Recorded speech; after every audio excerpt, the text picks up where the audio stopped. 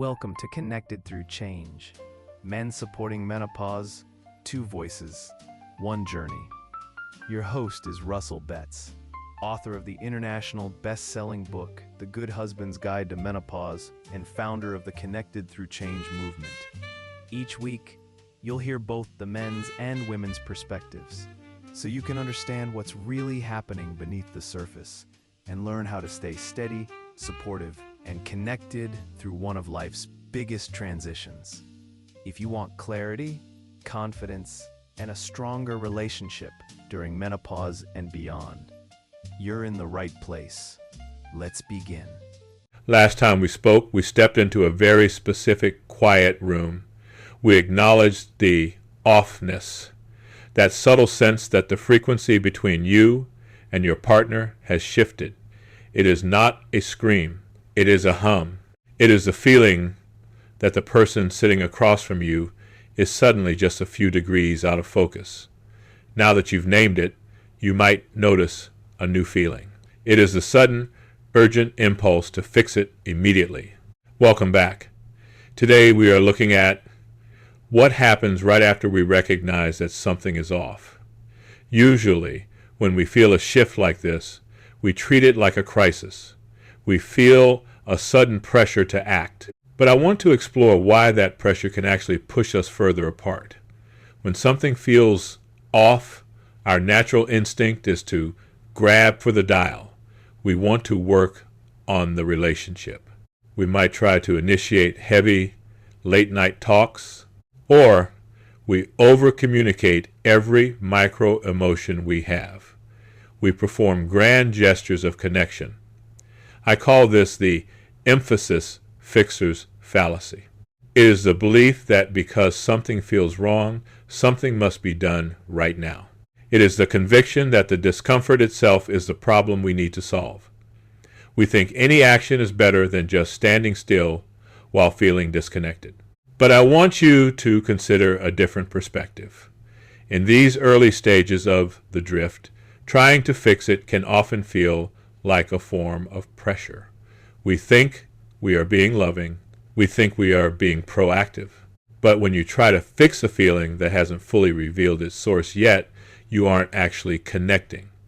You are often just trying to manage your own anxiety. By rushing to fix the vibe, you are essentially saying to your partner, I cannot handle the fact that we aren't perfectly aligned right now. I am uncomfortable with this gap. So, I need you to change how you feel so that I can feel better. This can create a second layer of tension. Now, your partner isn't just dealing with whatever original drift was occurring. Now, they are also dealing with the weight of your expectations. They might feel the shame of failing to be okay for you. Think about a pilot. Imagine a pilot flying through a massive cloud bank where visibility is zero. The most dangerous thing they can do is to start yanking on the controls based on a hunch. Instead, they rely on containment.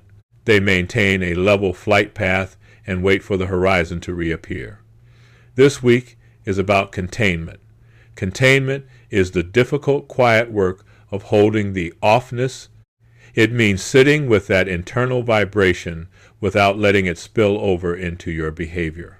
Often, doing something is just a way to avoid feeling something that is difficult to name. The industry often tells you to communicate more whenever you feel a gap. But does more communication into a distorted signal actually help, or does it just yield louder distortion? If you jump to a solution now, you are solving for the symptom, the immediate discomfort you feel.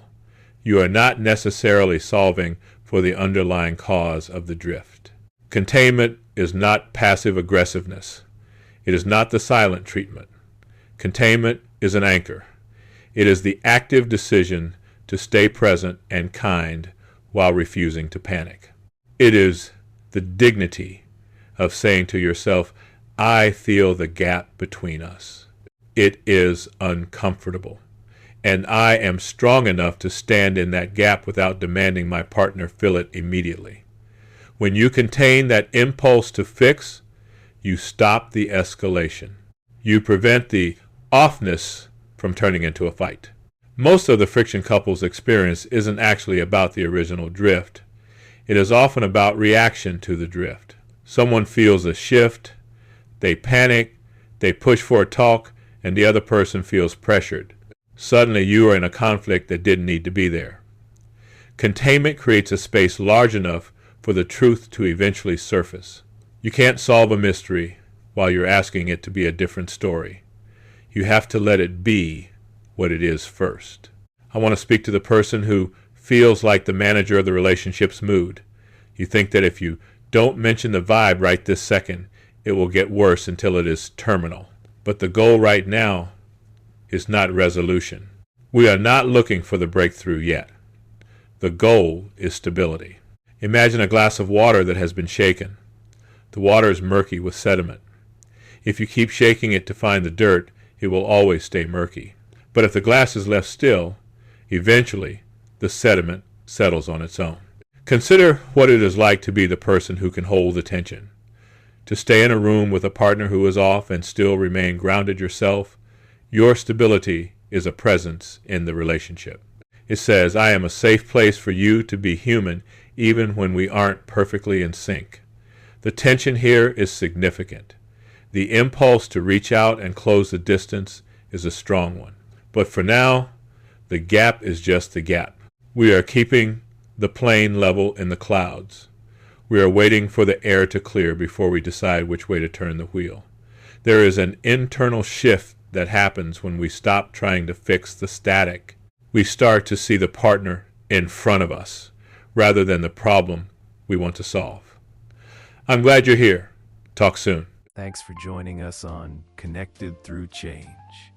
Remember, it takes two voices to walk one journey, and you don't have to navigate this alone.